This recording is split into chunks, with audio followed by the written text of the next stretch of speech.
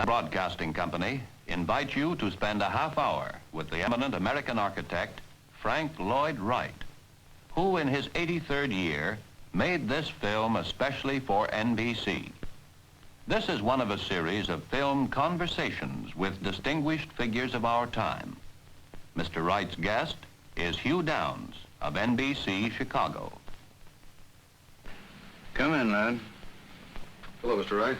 Glad to see you. Nice to see you. What's that you've got in your hand? I have a book here I'm going to ask you a question about in just a moment. I thought in the brief space of a half hour, which is the time we have, what we'd like to do, Mr. Wright, is get as clear a picture as possible for our audience of the essence of your thinking about American architecture and American life. In a half hour? And, well, as much as we're able to do it in a half hour. To launch right into it, would you identify this picture for us? Oh, the picture of the little house on Forest Avenue that I built when I was still with Edward Sullivan. I think it was built before 1893. A little tree grew up, willow tree, through the corridor between the house and the studio, and there was a continual procession around the house where the tree grew through the roof. 1893? Seemed to interest people, yes. I think many of our viewers would agree that looks like a house that could have been built last year. And I think that's as good a way as I can think of offhand to get into our subject, which we might call 60 years of living architecture.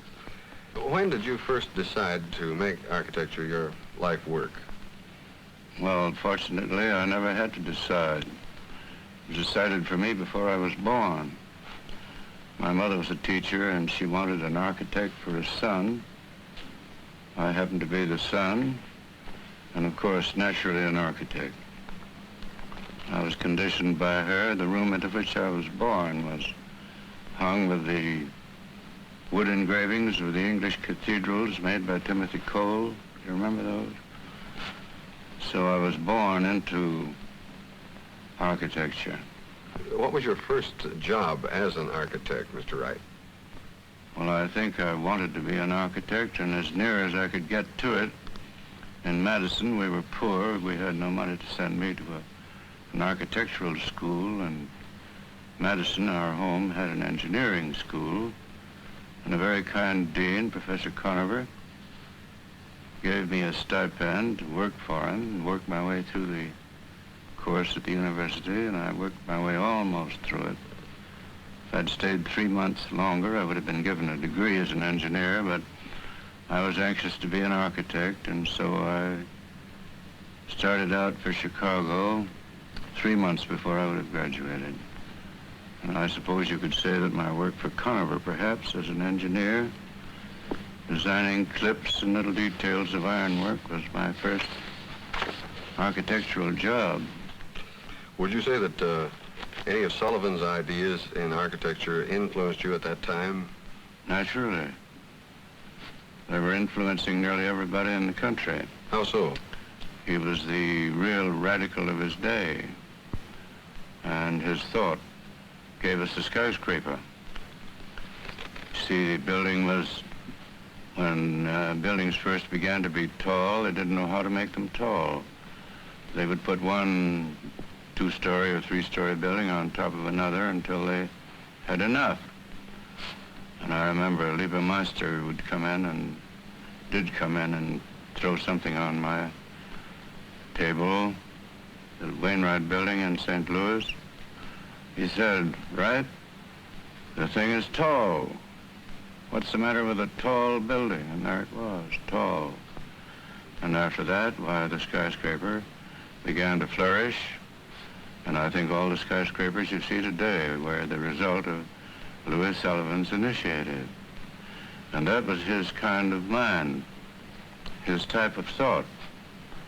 You see, he saw the thing directly for what it was.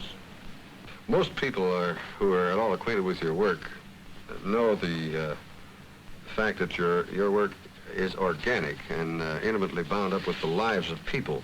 When did this idea first begin to take shape in your work? Well, that's pretty difficult to say. Of course, in my youth, nothing existed of the sort that I wanted to see happen. It didn't exist anywhere. It had to be made. And it happened out here on the western prairies of Chicago. The first expression in humane terms of what we call now organic architecture. But you use the word organic. Is that any different from my use of the word modern architecture, in your opinion? Very different, because modern architecture is merely something maybe built today, but organic architecture is an architecture from within, outward, in which entity is the ideal. We don't use the word organic as referring to something hanging in a butcher shop, you know. Organic means, in philosophic sense, entity, where the whole is to the part as the part is to the whole, and where the nature of the material is the nature of the purpose.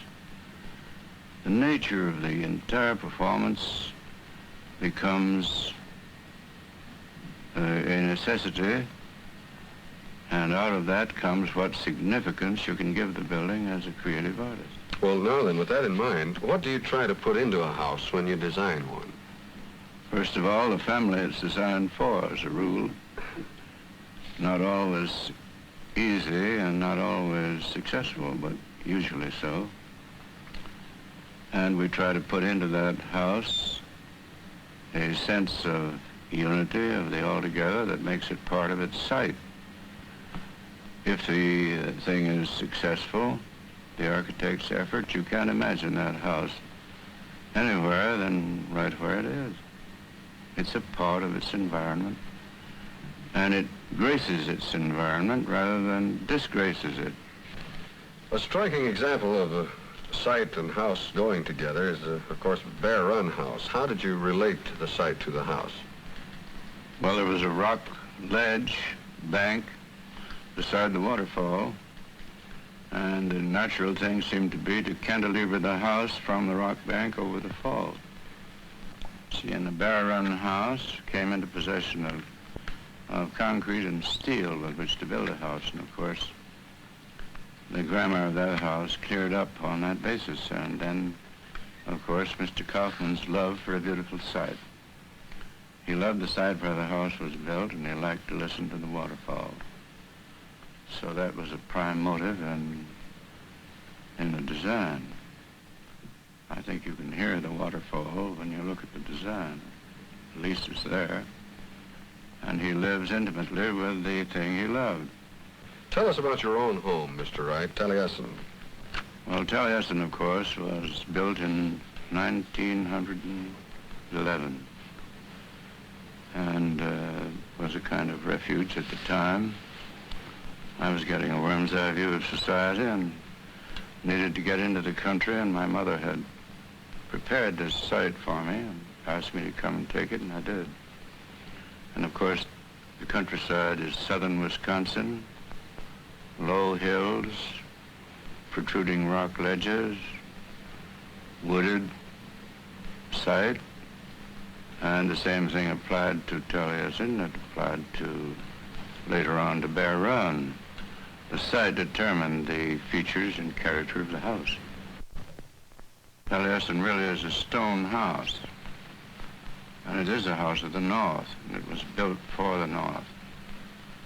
I loved the icicles that came on the eaves, and in winter the snow would sweep up over it, and it looked like a hill itself, or one of the hills. And it was built to belong to the region my grandfather came to when the Indians were still there about 125 years ago. And the valley was called the Valley, lovingly, and it was a lovable place. And the valley was cleared by my grandfather and his sons, and telling us an instance of the third generation going back to the soil and really developing it and trying to make something beautiful of it. Where did the name Taliesin come from, Mr. Wright? My people were Welsh. My mother's people were Welsh immigrants. My old grandfather was a hatter and a preacher. And they were the cultivated element in the county. And Taliesin, they all had Welsh names for their places.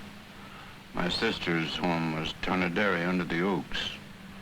So I chose a Welsh name from mine, and it was Taliesin, a druid, a member of King Arthur's Round Table who sang the glories of fine art. I guess about the only Britisher who ever did. So I chose Taliesin for a name. It means shining brow.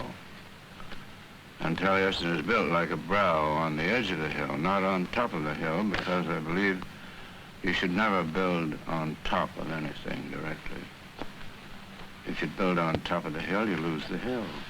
If you build one side of the top, you have the hill and the eminence that you desired, you see. Well, Taliesin's like that. Well, in the case of Taliesin West, I want to ask you about some of the great contrast between that and the other Taliesin when it was built for the same person, since both are your homes. Why that difference? Well, you see, the terrain changed absolutely. Here we came to the desert with these astonishing and exciting new forms. In Wisconsin, erosion has, by way of age, softened everything. Out there, everything was sharp, savage. Everything was armed in the desert, and it was an entirely new experience. And so, following out the same feeling for structure, the same idea of building that we had in there, it had to be absolutely according to the desert. So Taliesin West is according to its site again, according to its environment. And the purpose, of course, is much similar and hasn't changed much. What's the difference between organic architecture and conventional architecture? You mean structurally, I imagine? Yes. Well, you see, the old post and beam construction, you can say this is the post and beam, post and beam. There's all a kind of superimposition. And if you wanted partitions, they cut and they would butt, you see, cut, butt, and slash. And if you wanted tension, you had to rivet something to something and make a connection that might give way. Well, organic architecture brought the principles together so that a building was more like this. You see, you could pull on the structure. It had tensile strength owing to steel. And owing to steel, it could have great spaces. And the great spaces could be protected with glass. The Orientals, of course, the Greeks, never had any such facility. If they'd had steel and glass, why, we wouldn't have to do any thinking today. We'd be copying them. But now something had to be done with these new materials, these great new resources, and they are tremendous. And because of that principle of tenuity, we could use the cantilever, and into structure came this element of continuity. You see, one thing merging into another and of another, rather than this cut, butt, and slash. In other words, this same element of strength. That's what brought the Imperial Hotel through intact through the earthquake. That principle of tenuity, and of this, instead of rigidity which could be broken. Would you recount for us some of the things which are fundamentally your own innovations in architecture? Well, it would be pretty difficult and be a long story, too, perhaps too long for this. First of all came this new sense of space as the reality of the building. Then came the countenance of that space, which was more or less what I termed streamlined. That word streamlined got into the language, I think, about that time through my effort. Then there was the open plan. Instead of a building being a series of boxes and closets, it became more and more open, more and more sense of space. The outside came in more and more, and the inside went out more. That went along until we had practically a new floor plan. And it's been referred to always as the open plan. That was the direct result. Then, of course, there were structural implications, which we hinted at a little while, of a building that had tenuity and instead of a building without any, that could fall apart. These houses built upon this plan are good for 300 years, I should think, several centuries. And in that structural dispensation, a great many features arose, like perhaps the most important one was gravity heat, floor heat, where the heat is in the floor beneath the slab in a broken stone bed. And with a thick drugget on the floor, you have a reservoir of heat beneath you. So you sit warm, you can open the windows and still be comfortable, and the children play on a nice warm surface, and if your feet warm and you sit warm, you're warm.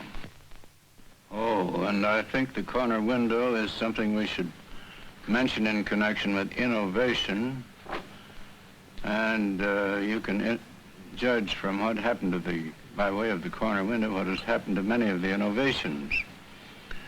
The corner window was indicative of an idea conceived early in my work, that the box was a fascist symbol, and the architecture of freedom, of democracy, needed something beside the box.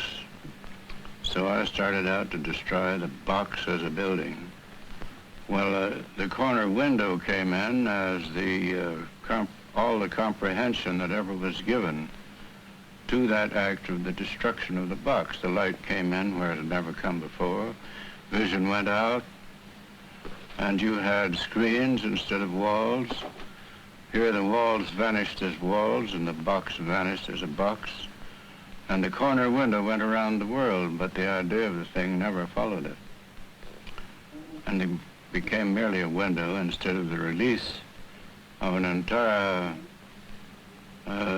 sense of structure. I've heard indirect lighting attributed to you. Is that... I did the first so-called indirect lighting very early, I guess it was about 50 years ago. Incorporated it behind shelves, cast it on the ceiling, then burying it in the ceiling and in various ways, doing, I suppose, nearly everything that's being done today. I don't know of anything new. You've recently built a new church, and it's not typical of most churches in our experience. Could you tell us why? Well, there you see, the Unitarianism of my forefathers found expression in a building by one of the offspring. The idea of unity, Unitarian. The Unitarians believed in the unity of all things. Well, I tried to build a building here that expressed that sense of unity. The plan you see is triangle, the roof is triangular, and out of it you get this expression of reverence without the steeple. The building itself, covering all in all, and each in all, says what the steeple used to say, but says it with greater reverence, I think, the form of the structure. And I didn't like to build a church in the city. I thought to take it into the country and make it more of like a country club, and its aspects would be more interesting and inviting to the congregation, so I persuaded them to go out. And I went out, but we didn't go far enough, I guess, because before we got the church built, the town came out. And we found ourselves suburban instead of in the country. But if you're going to decentralize now, you've got to go far and go fast, because everything is coming along. You can see decentralization everywhere now. You can see the factory going to the country. You can see the merchandiser, impatient with the traffic problem, moving out to the country. I think the gas station was an agent of decentralization. All these things are going on around you, whether you want to acknowledge them or not. Now, it has to be planned for. It's better to plan for it than it is to let it take place as the cities themselves grew. New York, for instance, is just an overgrown, crazed village in plan. Our great cities. And what is supposed to be the growth of the city is really going to be finally the death of the city. If you were to plan and build an entire city, including the elements of shelter and work recreation, and worship, as we were just talking about. What would you intend to accomplish in doing this? Well, I think primarily the use of and sympathy with the site, the nature of the ground, and the purpose of the city or town, whatever it might be. And of course the character of the inhabitants would be no little consideration in that connection. In other words, it would be a native, a natural performance. Organic architecture is a natural architecture. A natural architecture. Now, what would a natural architecture be? It wouldn't be some eclecticism, something that you picked up somewhere by way of taste and applied to the thing. You'd go into the nature study of the circumstances and come out with this thing from within, wouldn't you? Well, it would apply to a town, apply to a city, apply to the planning of anything. Even to a factory? I wanted to ask, when you build Especially a factory, well, what do you consider are the most important factors in this case, building of a factory? Well, I think the human values involved. I think the lives of the workers. I don't see why it isn't a more profitable thing to make those lives happy. They'll be more productive. And environment, as we found it to be when we built the Johnson building, results in a greatly increased efficiency on their part. If you make them proud of their environment and happy to be where they are, and give them some dignity and pride in their environment, it all comes out to the good where the product is concerned. The Johnson people have found that out. The Johnson people have a profit-sharing system with their employees. And when they got into that building, why, one of the first consequences was tea in the afternoon. And they didn't like to go home. They loved to stay in the building, be there, come early, enjoy it as charming features of a very interesting, exciting environment. And it is profitable, it does. I think the phrase is payoff, isn't it, in our country? And the payoff, of course, is the criterion by which everything is decided. Well, even deciding it by way of the payoff, a healthful environment in which the workers can take pride pays off. Over the years, Mr. Wright, the American press and sections of your own profession have not always treated you kindly. I just wonder if you have any comment about this. Well, I don't see any reason why they should have treated me kindly. I was entirely contrary to everything they believed in. And if I was right, they were wrong. Why should they treat me kindly? It was a question at one time, I suppose, of their survival or mine. And in those circumstances, you know what happens, don't you? Something has to give. It's still happening in a way, but not so much now. But it is true that still the greatest appreciation for what we've done comes from European countries and the Orient rather than from our own country.